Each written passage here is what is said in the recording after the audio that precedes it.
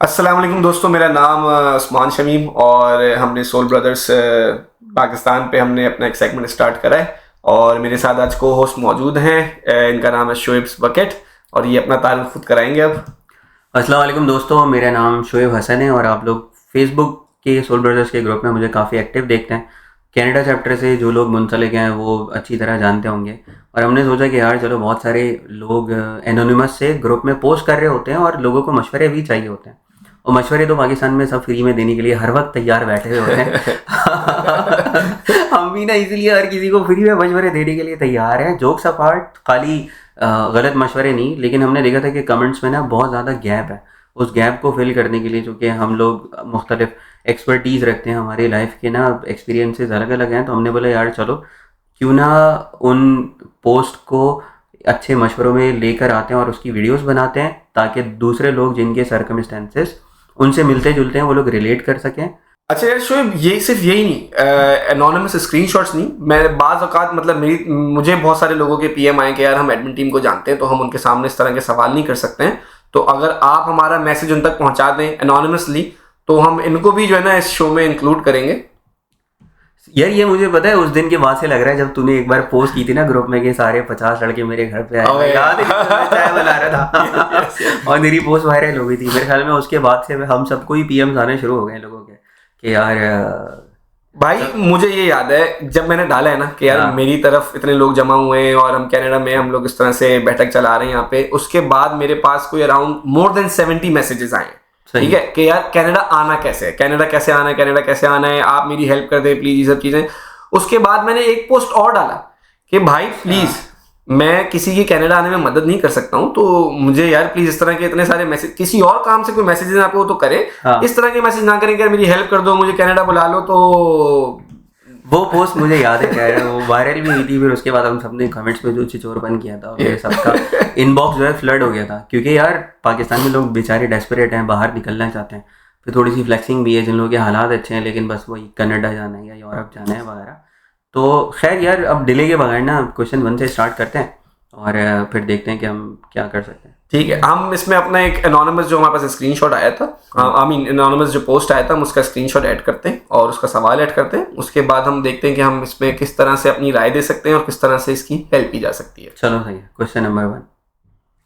अच्छा, जो पहला एनोनिमस हमारे पास पोस्ट था शोएब, वो था कि अस्सलाम वालेकुम भाइयों, बहुत परेशान हूँ अपनी ज़िंदगी को लेकर, एक मशवरा करना है। क्या पाकिस्तान में लोकली ई कॉमर्स का स्कोप है? कोई भाई कर रहा है, इस हवाले से कोई भी इंफॉर्मेशन दे, बहुत परेशान हूँ, जॉब नहीं है, बाहर का भी सबब नहीं बन पा रहा, प्लीज़ अप्रूव। ठीक है तो ये हमारा पोस्ट था, क्योंकि तुम ई कॉमर्स के प्रो हो कनाडा में, पाकिस्तान में तुमने माशाल्लाह अच्छा बिजनेस किया है, तुम्हें बहुत अच्छे से आइडिया है, तो तुम्हारी इस सवाल को लेके क्या राय है? यार पाकिस्तान की आबादी बहुत ज़्यादा है, सही है। और इस भाई से मैं कमेंट में भी पूछा था मैंने, इनका ताल्लुक कराची से। तो कराची ई कॉमर्स का हब है काइंड ऑफ पाकिस्तान के अंदर, क्योंकि उसकी डिलीवरी को कॉस्ट बहुत कम है, दूसरा आबादी बहुत ज़्यादा है। तो जब आप एड्स वगैरह चलाते हैं तो आपका ईल्ड ना बहुत ज़्यादा आता है एड्स के ऊपर, सही है। और पर क्लिक कॉस्ट कम आती है, जिससे ई कॉमर्स का स्कोप आपका अच्छा है। लेकिन दूसरी बात ये कि यार पाकिस्तान में ई कॉमर्स में ना मसला ये है कि आप किसी पे ट्रस्ट नहीं कर सकते। बायर सेलर पे ट्रस्ट नहीं कर सकता, सेलर बायर पे ट्रस्ट नहीं कर सकता। तो मैं अपना एक्सपीरियंस बताता हूँ उसमें कि यार कोविड के टाइम पे मैं फंस गया था पाकिस्तान में। तो मुझे ऐसे इंस्टाग्राम पे एक ऐड आना शुरू हुआ टोनी स्टार्क के ग्लासेस का।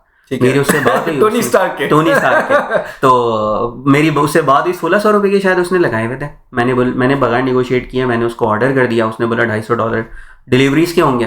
तो मैं उसके पास लेके गया, राइडर आया, मैंने उसको 2000 रुपये दिए। तो उसने बोला चलो सही है मैं जा रहा हूँ। मैंने बोला नहीं बेटा, पहले तो मुझे खोल के दिखाओ कैसा है पैकेज। तो उसने बोला खोल के नहीं दिखा सकता। तो फिर नहीं सॉरी, तो जो डिलीवरी वाला आया था वो कंपनी का ही डिलीवरी वाला था या कोई वो एक रैंडम यार वो शायद बाइक या DHL या चीता और भी बहुत सारी सर्विसेज हैं, मुझे अच्छी तरह याद नहीं है, उनका था। तो उसने बोला कि यार मुझे ना अलाउ नहीं है पैकेज खोल के देना। तो मैं उसने बोला जिन्होंने डिलीवरी किया आप उससे बात कर लें। मैंने उससे बात की तो बोले लगा सर हम नहीं करते, पैकेज खोलना अलाउ नहीं है, क्योंकि लोग ना फिर डिलीवरी एक्सेप्ट नहीं करते। मैंने बोला भाई देखो, मैंने इसको पैसे पकड़ाए हुए हैं, मैं इसको सिर्फ जाने नहीं दे रहा जब तक मैं चीज़ ना देख लूँ सही है या नहीं है। तो पहले वो रेजिस्ट कर रहा था। मैंने बोला यार मैं तुम्हें 200 रुपये ऊपर दूंगा, लेकिन मुझे ग्लासेस सही चाहिए। उसने मुझे इजाज़त दी खोलने की। जब मैंने खोला तो ग्लासेस के ऊपर स्क्रैचेस थे यार। मतलब उसके चश्मे के ऊपर स्क्रैचेस थे। मैंने बोला यार तुमने स्क्रैचेस वाले दिए। अब वो कॉल पे नहीं मान रहा, बोला मुझे समझ नहीं आ रहा आप क्या बात कर रहे हैं। मैंने बोला समझ क्या चीज़ नहीं आ रही तुम्हें कि स्क्रैचेस नहीं होते ग्लास के ऊपर, या फिर स्क्रैचेस का मतलब नहीं समझ आ रहा। बहरहाल जब बाइक वाले से मैंने उससे बात करवाई, उसने बोला यार हाँ स्क्रैचेस हैं। तो मैंने जो बाइक वाले को डिलीवरी के पैसे दिए और चले गए। इन शॉर्ट ये कि यार ट्रस्ट नहीं है पहली बात।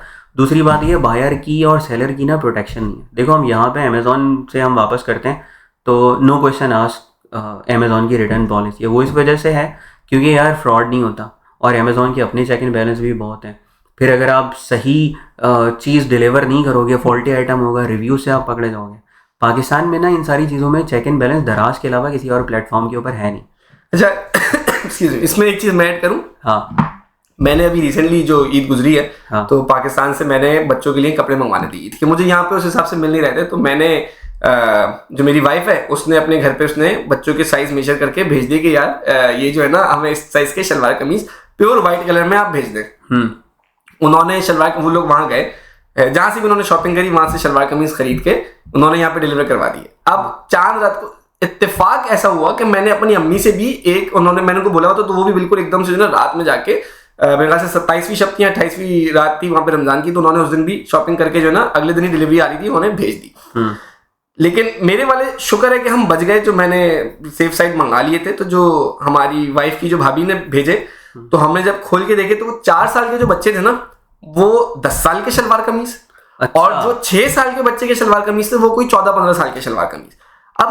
अब यहाँ पे इशू ये हुआ कि अब हम लड़ाई कर रहे हैं अपनी भाभी से कि आपको हमने पूरी मेजरमेंट्स भेजी हैं, उसके बाद भी आपने इतनी खराब साइज के भेजे। चलो एक आध तो साल का फर्क हो ना, मेक सेंस। अब हमारे दिल में ही आ रहा है यार इनको भेजनी नहीं थी, इनको कोई इशू है हमसे, ये हमें भेजना ही नहीं चाह रही थी। इन्होंने कहा यार इसकी ना ईद ही खराब कर दो। तो हमने जब उनसे लड़ाई हमने अपने दिल में रख के खुद ही बैठे हुए। अच्छा। फिर हमने ना, मैंने कहा नहीं यार, अपनी वाइफ से मैंने कहा यार कोई और इशू होगा, कोई मिसअंडरस्टैंडिंग हो गई होगी, उसने कुछ और दिखा के कुछ और पैक करके भेज दिया होगा। जब उसने अपनी भाभी को भेजी ना कि यार ये क्या भेजा है आपने, ये साइज देखें आप, हमारे बच्चों को देखें, इतने से बच्चे हमारे, आपने जो है 15-15 साल के बच्चों के शलवार कमीज भेज दिए नहीं। उन्होंने उसके बाद जब मिस्ट्री रिजॉल्व ऐसी हुई, उन्होंने इंची टेप, जिसको मेजरमेंट टेप उन्होंने मंगाया था दराज से।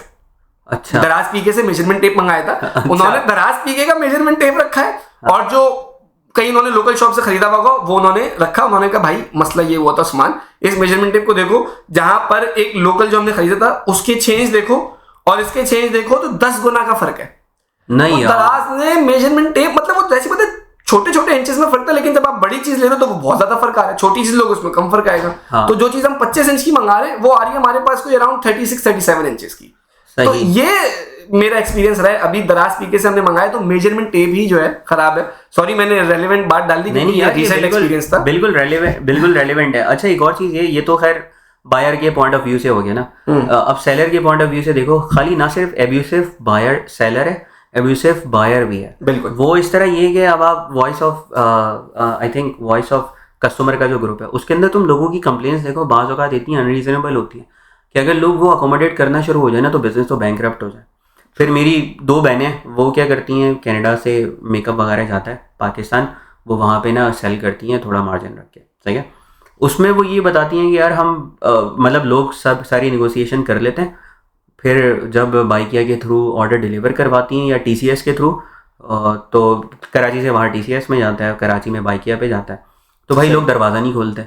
फिर अच्छा दरवाज़ा नहीं खोलते, दरवाज़ा खोल लिए यार, 1000 में बात हुई थी, हम 800 देंगे, मेरे पास 800 निकले, ठीक है। तो अब मतलब बायर का भी है। तो अब जो ट्रस्ट का जो फुकदान है ना, उसकी वजह से जो हम आबादी का जो पोटेंशियल है, जो ई-कॉमर्स का बिजनेस बूम कर सकता है, वो नहीं कर पाता।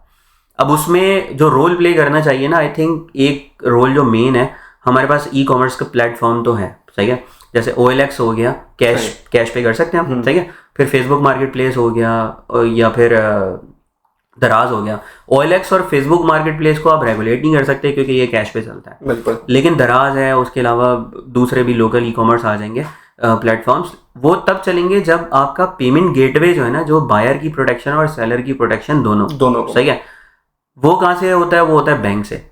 अब आपका बैंक के अंदर पैसा ही 100% प्रोटेक्टेड नहीं है, क्योंकि आप, आज मैं पढ़ रहा था वॉइस ऑफ कस्टमर के ऊपर, अस्करी बैंक से किसी ने 10,000 निकाले, 9,000 निकले, अब बैंक वाले नहीं मान रहे। वो बोल रहा है कि यार मैंने एटीएम के कैमरा में जाके दिखाया भाई, मैं गिन गिन के नोट दिखा रहा हूँ, वो बोल रहा है नहीं निकल रहा। तो बैंक को रेगुलेट करना चाहिए और बायर और सेलर की प्रोटेक्शन देनी चाहिए, वही नहीं वो नहीं कर रहा, तो जाहिर सी बात है लोकल ई कॉमर्स को जो पोटेंशियल है ना, हम वो सही से यूटिलाइज ही नहीं कर सकते। अच्छा, एक चीज ये, जैसे जो क्रेडिट कार्ड्स का इशू है पाकिस्तान में अभी तक क्रेडिट कार्ड की कोई सिक्योरिटी नहीं है, ठीक है। मेरे साथ ये, अब जैसे मैंने यहाँ पे कोई चीज ऑर्डर करी, नहीं डिलीवर हुई किसी भी वजह से, तो मैं सेलर से कांटेक्ट करता हूँ, सेलर हेल्प नहीं करता तो मैं बैंक को फोन करता हूँ, बैंक कहता है आपको नहीं मिली, मैं अपनी तरफ से उनको इन्फॉर्मेशन प्रोवाइड करता हूँ, 15 दिन बाद मुझे मेरे पैसे बैंक वापस कर देता है, ये मेक श्योर करके कि हाँ जी इसकी चीज इसको डिलीवर नहीं हुई है। तो क्रेडिट कार्ड पाकिस्तान में ऐसा है ही नहीं। मेरे बहुत दोस्त होते हैं, वो कहते हैं हमने गेम परचेज किया, गेम डाउनलोड नहीं हो रहा, गेम एरर दिखा रहा है, मुझे मेरे पैसे वापस नहीं मिल रहे। अब किसी के लिए पाकिस्तान में $100 इस वक्त 20,000 रुपए से ज्यादा है। एक एवरेज कैनेडियन डॉलर्स की बात कर रहे हैं हम। एवरेज सैलरी पाकिस्तान में 25, 30, 35,000 रुपए इस वक्त, ठीक है। अब किसी के 20,000 रुपए इस तरह से निकल जाए तो ये एक बड़ा नुकसान है। पाकिस्तान में बैंक क्रेडिट कार्ड्स वगैरह को भी नहीं कर रही, तो फिर ई कॉमर्स पाकिस्तान में किस तरह से चलेगा? यार अब आ जाते हैं पॉजिटिव की तरफ ना। ऐसा नहीं है कि नहीं चल रहा है, बस ये कि आपको बहुत फूक फूक के कदम रखना है। अब जिस तरह जानने वाले हैं मेरे, वो क्या काम करते हैं, ठीक है, वो वही करते हैं कि मिसाल के तौर पे आप कम्युनिकेशन में ना, अगर आप सेलर हो तो बहुत ज़्यादा ओपन कम्युनिकेशन रखो।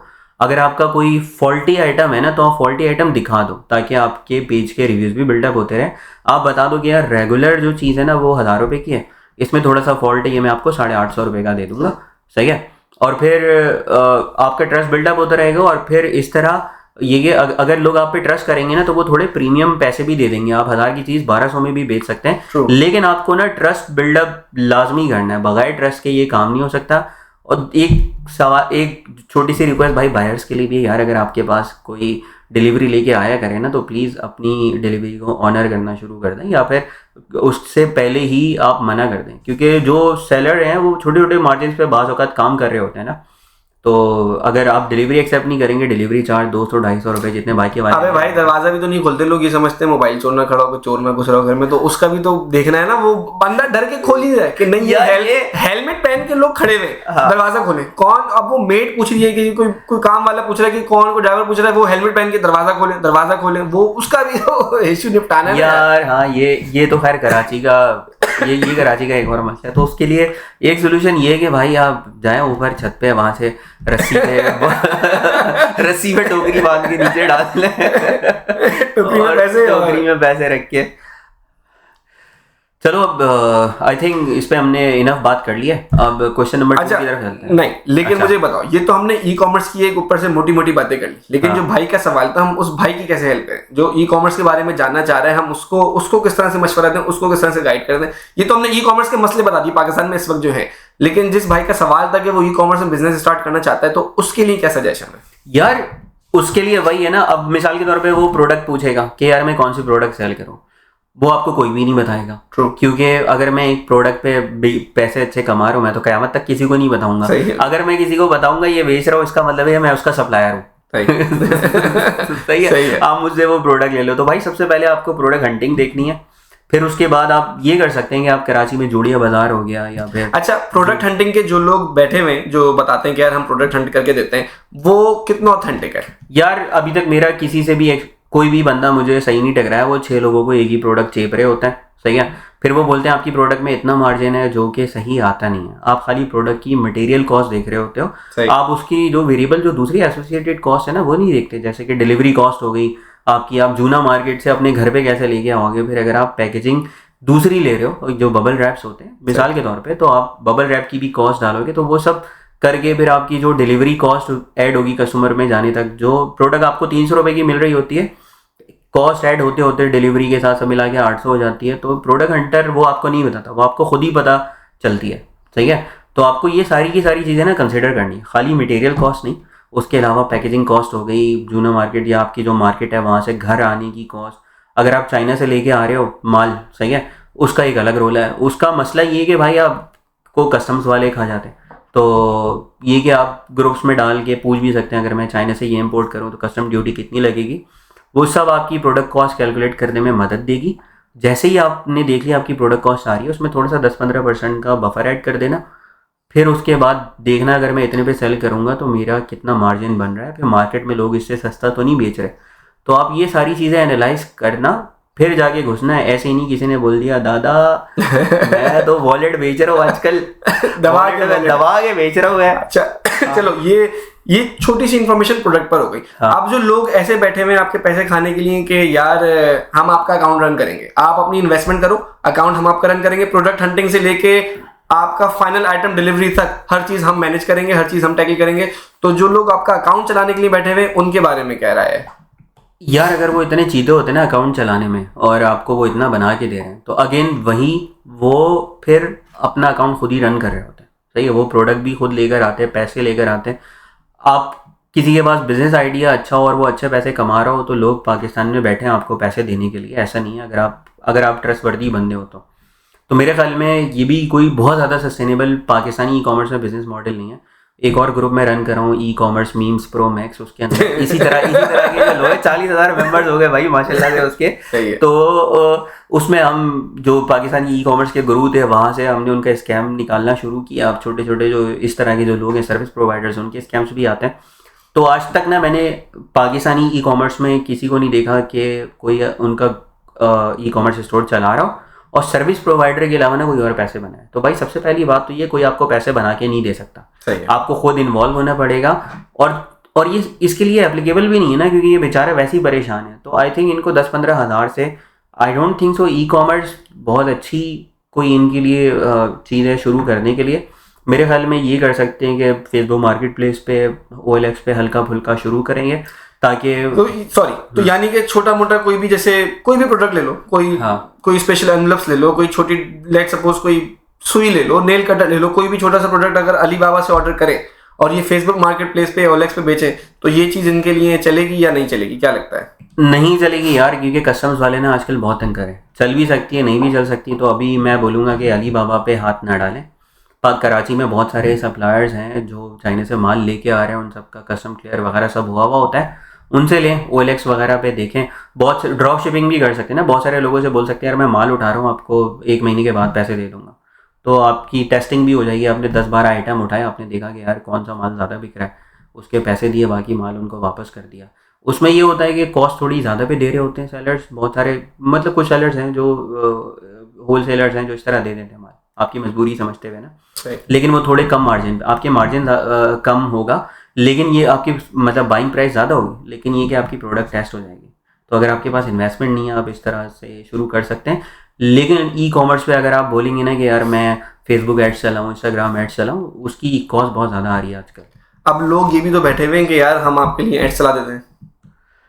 तो जैसे अगर कोई बैठा हुआ है कि यार हम आपके लिए एड्स चला देंगे, ठीक है, अब वो एड चलाने के इतने, तो वो एट दी एंड आपकी जो प्रोडक्ट कॉस्ट है जो लोगों तक 25-30 रुपए या डिपेंडिंग ऑन कितनी, मतलब अगर कोई ऐसी प्रोडक्ट है 25-30 की तो कोई भी चीज़ नहीं है, लेकिन अगर कोई ऐसी चीज, मैं क्योंकि डॉलर ही माइंड में रखा हुआ ना, 25 डॉलर ही माइंड में रख के बैठा हूँ, तो लेट सपोज अगर कोई ऐसी चीज़ है जो 5-6 हज़ार रुपए की है, तो वो प्रोडक्ट हंटर की कॉस्ट निकाल के उसके बाद फिर वो आपके पास डिलीवरी तक आने की, फिर कस्टमर तक पहुंचाने की, वो चीज़ जो वो 10-12 हज़ार रुपए की बन जाती है। जो बंदे तक 5 से 6 हज़ार में पहुंच सकती है, वो चीज़ आपकी 12-13 हज़ार पे पहुंच जाती है। इसका यार उसका हल यही है ना कि आपके पास अगर इन्वेस्टमेंट भी कम है, मेरे ख्याल में मैं इस चीज़ का फ़ैन हूँ कि अपनी टीम नहीं बढ़ाओ, ना चीज़ें आउटसोर्स करो।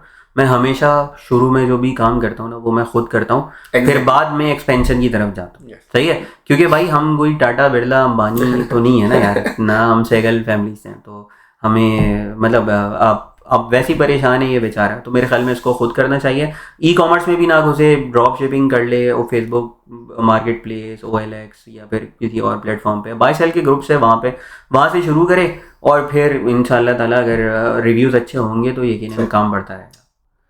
यार मैंने ना अब एक सवाल तुमसे रेलिवेंट ढूंढा है और मैंने बड़ी ढूंढ ढाड़ के निकाला है। सही है, इन भाई ने, मैं पुरानी पोस्ट नहीं लगाऊंगा, इन भाई ने लिखा था कि यार मुझे 15,000 में ना वेडिंग फोटोग्राफर चाहिए और कम लोगों का इवेंट है। सही, लोगों ने ना उनकी ले ली खूब ठोक बजा के।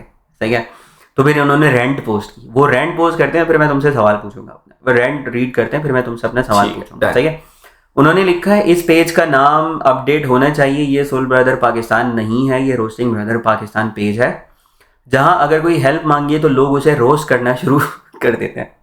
हमसे ये गलती हो गई, हमने यहाँ नेक नियति के लिए 15,000 में शादी के लिए फोटोग्राफर और वीडियोग्राफर का पोस्ट डाल दिया और मेंशन भी कर दिया कि भाई 100-120 अफराद का इवेंट है, 400-500 अफराद का नहीं।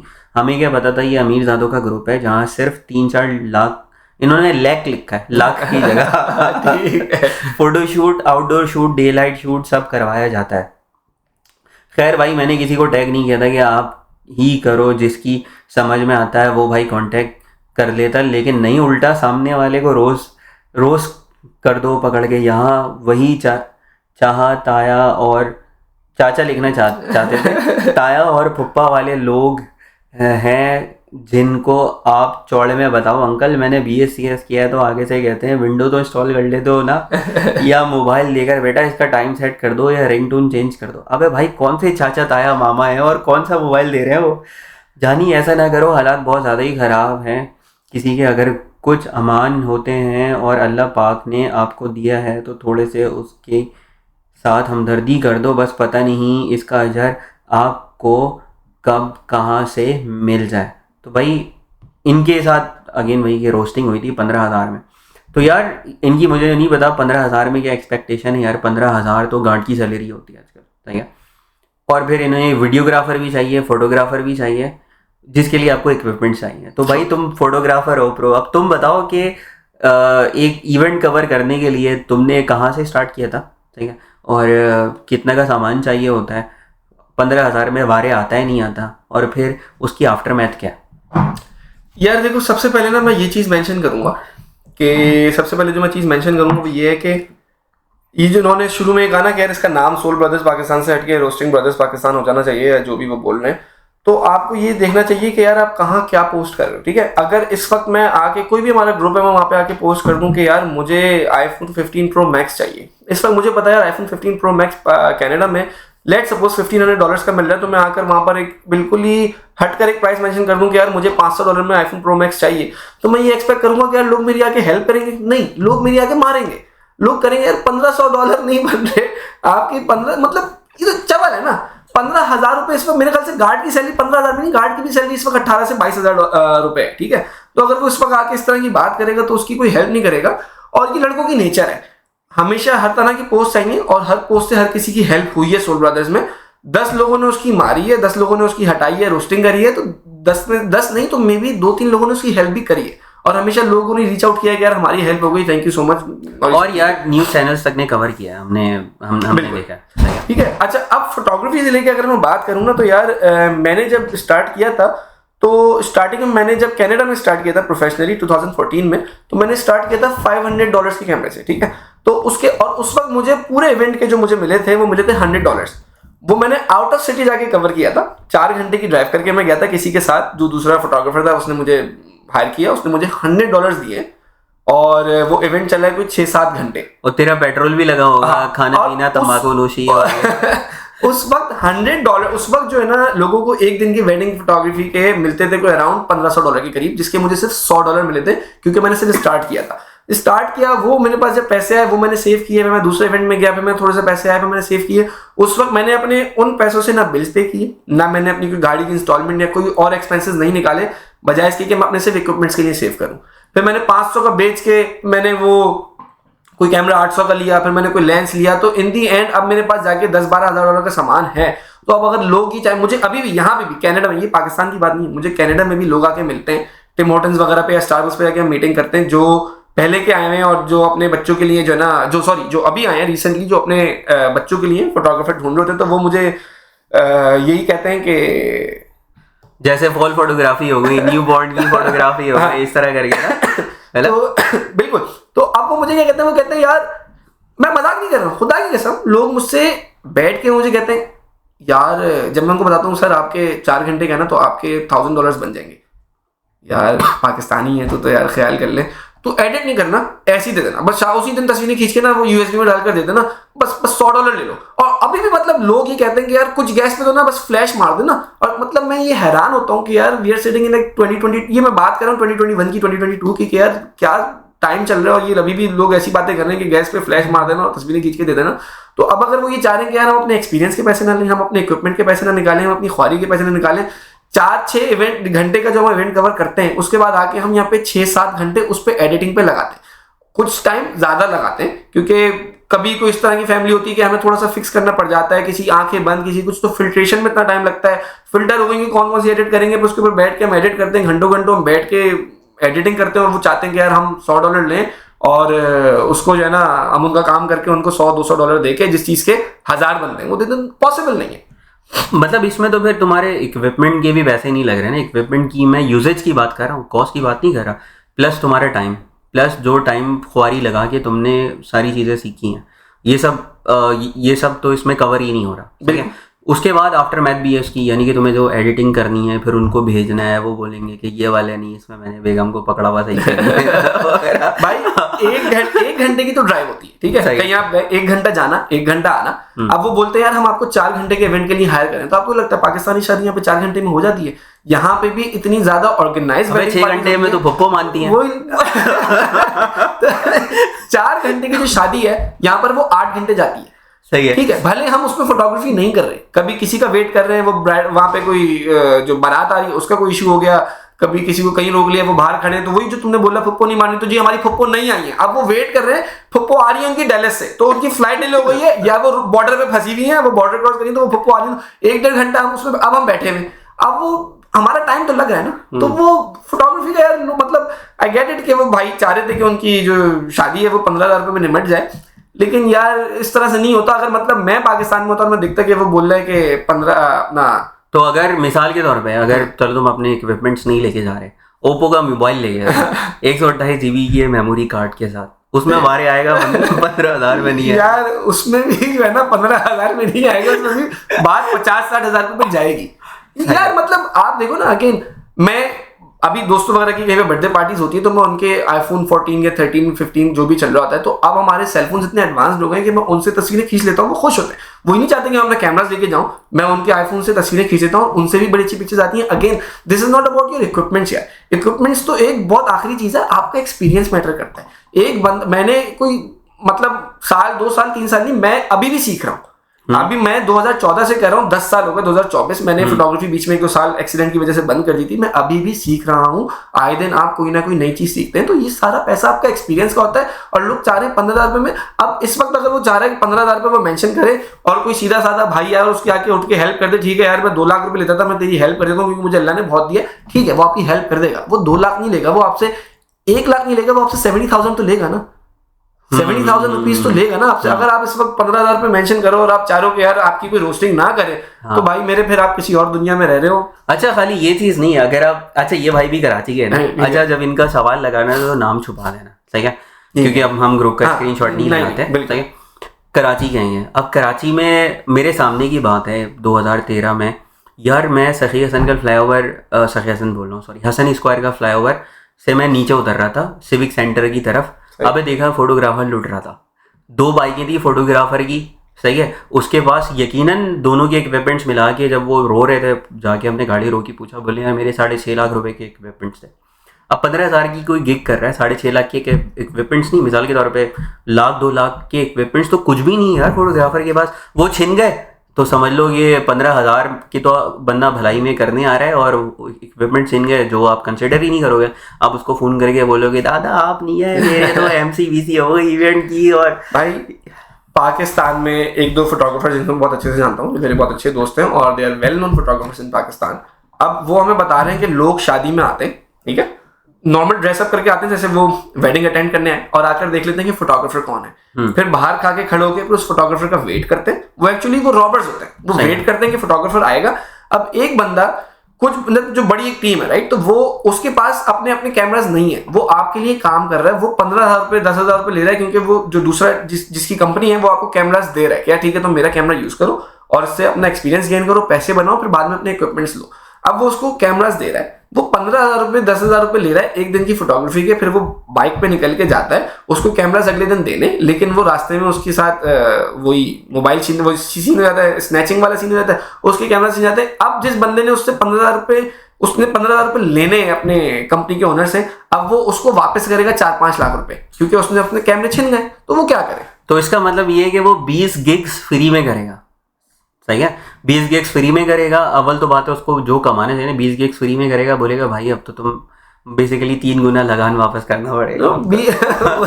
20 गिग्स करना भी यार, 20 मैं कहता हूँ आप 1 गिग भी फ्री में नहीं कर सकते। मतलब मैं एक दो दोस्तों की वेडिंग फोटोग्राफी मैंने फ्री में करी है, क्योंकि वो मेरे बहुत अच्छे दोस्त है, मैं चला गया तो उसमें ही हमें पता चल जाता है। मैं कहता हूँ कभी कभी यार इससे फोटोग्राफी के पैसे नहीं मांगने चाहिए थे मुझे इससे ना एडिटिंग के पैसे मांगने चाहिए थे, क्योंकि आपकी एडिटिंग फोटोग्राफी इवेंट से ज्यादा टाइम ले जाती है आपका। बिल्कुल, वो चीज आसान नहीं है यार, बैठ के चेयर पे आप घंटों एडिटिंग करे चले जा रहे हो, क्योंकि एडिटिंग में आपको अपना फाइनल रिजल्ट तो आपका जो फाइनल प्रोडक्ट है वो आप एडिटिंग में ही निकालते हो ना, अब वो आपको दे रहे हो। खास तौर पे अगर कोई मेरे जैसा है तो आपको तो 3 गुना ज्यादा टाइम लगाना होता है एडिट करने में, ये शक्ल को माहौल के हिसाब से लेकर आए। तो भाई तो इसका मतलब है तो रोस्टिंग सही नहीं यार। 15,000 तो किसी भी तरह मुनासिब ही नहीं है। 15,000 क्या, मेरा नहीं ख्याल है कि आजकल जितनी महंगाई हो गई है ना, 30-40 हज़ार में भी अगर कोई सही फोटोग्राफर है ना तो मेरे ख्याल में वो कर दे। मेरे ख्याल में 40-50 हज़ार में कोई कर सकता है, 30 हज़ार में भी कर सकता है, लेकिन एडिटिंग के जो रिजल्ट आएंगे वो वैसे ही होगा। वो इकरा यूनिवर्सिटी का कोई 3rd ईयर का CS का बच्चा उठाएगा। 30,000 वाला काम ही नहीं लगेगा, वो 30,000 का काम ही नहीं लगेगा। वो बस लगेगा कि हाँ कोई घर की खाला वाला थी, उनको कैमरा पकड़ाया, मतलब ओप्पो पे जैसे मामू नहीं है हमारे, वैसे इंटरनल जो हो गया मामू स्नैपचैट की फिल्टर लगा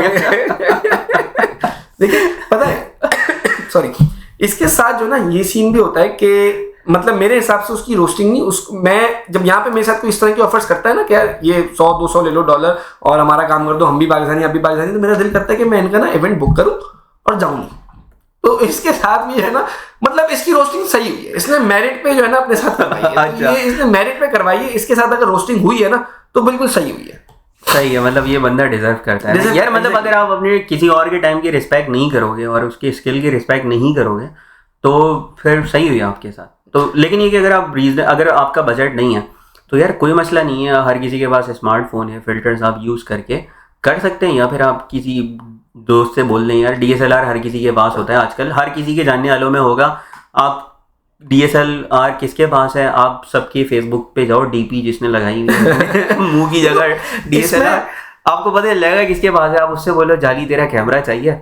और इसमें जो है ना सीन ये होता है कि अगर आपका बजट नहीं है ना, बुरा नहीं माने कोई भी, अगर आपका बजट नहीं है ना, it's better to come off के यार मेरी शादी हो रही है या मेरे भाई की या मेरी बहन की शादी हो रही है और मेरा बजट नहीं है, तो अगर कोई भाई आके 2-2.5 घंटे 1-2 घंटे आके छोटा मोटा इवेंट के हाईलाइट्स कवर कर ले, ब्राइडल फोटो शूट कर दे कि मेरी बहन या भाई जिसकी भी शादी है वो खुश हो जाए, वो फ्री में उससे बोले कि वो फ्री में करके चला जाए, वो आकर आपकी हेल्प कर देगा। लेकिन इस तरह से अनयूजुअल, मतलब एक बिल्कुल ही ऐसे चार्जेस लगाना कि यार जो चीज अब लाख 1.5 लाख रुपए में एक एवरेज बंदा भी जो फोटोग्राफर मशहूर फोटोग्राफर नहीं है वो भी 60-70 हज़ार रुपए मांग रहा है, तो अगर आप आके बोले यार 15 रुपए में कर दो तो वो बंदा रोस्ट करेगा। अच्छा वैसे बताए इस तरह की काफी हेल्प हुई है ग्रुप के अंदर में। एक बंदा बोल रहा था कि मेरी शादी है, शेरवानी नहीं है, मैं अफोर्ड नहीं कर सकता, तो सामने की याद है ना ये सीन, तो याद है ये सीन याद है, तो हुई है।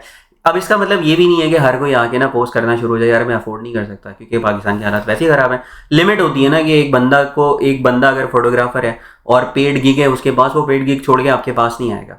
तो ट्राई कर सकते हैं, या तो अपना बजट बढ़ाए या ट्राई कर लें कि यार अगर आपको मिल जाए तो। भाई पाकिस्तान का सबसे बड़ा मसला ही मिसयूज का है। पाकिस्तान में लोग यूज नहीं करते हैं, पाकिस्तान में लोग एब्यूज करते हैं। बहुत पुराना जोक है, आई एम श्योर तुमने भी सुना होगा कि यार जब बंदा इंग्लैंड जाता है फर्स्ट टाइम तो वो एक क्या कहते हैं अपना पुलिस जाता है वहाँ पे, उससे हेयर कट करवाता है, तो वो फ्री में कर देता है, बोलता है नहीं यार आप हमारी सिटी में जो है गेस्ट हो, हम आपसे पैसे नहीं लेंगे। वो उसको अगले दिन जब जाता है तो बहुत सारे बुके वहाँ पे रखे हुए होते हैं, वो बोलता है यार thank you for my hair cut. फिर वो किसी इंडियन की वो कर देता है वहाँ पे हेयर कट करता है, तो बोलता है नहीं यार मैं आपसे पैसे नहीं लूंगा। तो इंडियन अगले दिन जो है ना वहाँ पर बहुत सारे क्लाइंट्स भेज देता है कि यार ठीक है इसने वगैरह कहते हैं यहाँ से आके कटवाओ। फिर पाकिस्तानी जाता है, पाकिस्तानी जाके हेयर कट करवाता है, वो उससे भी पैसे नहीं देता, बोलता है यार ये क्या सीन है, तो बोलता है यार आप हमारी कंट्री में जो ना गेस्ट हो, हम आपसे पैसे नहीं देते। तो अगले दिन जो ना पाकिस्तानी वहाँ पे 100 बंदे और भेज देते हैं कि यार ये पैसे नहीं देते, इससे आके बाल कटवा लो। तो मिस यूज करने का जो है ना पाकिस्तान में सीन बहुत पुराना है कि यार बस जो बंदा आ जाए ना इसको मिस यूज करो। यार हमारे व्हाट्सएप ग्रुप में भी लोगों ने मिस यूज किया था, खैर वो कहानी बाद में किसी दिन करेंगे। तो आई गेस लोगों को अंदाज़ा हो गया है कि यार किस तरह की रिक्वेस्ट करनी चाहिए और किसी की स्किल की जो है मतलब आप रिस्पेक्ट करो।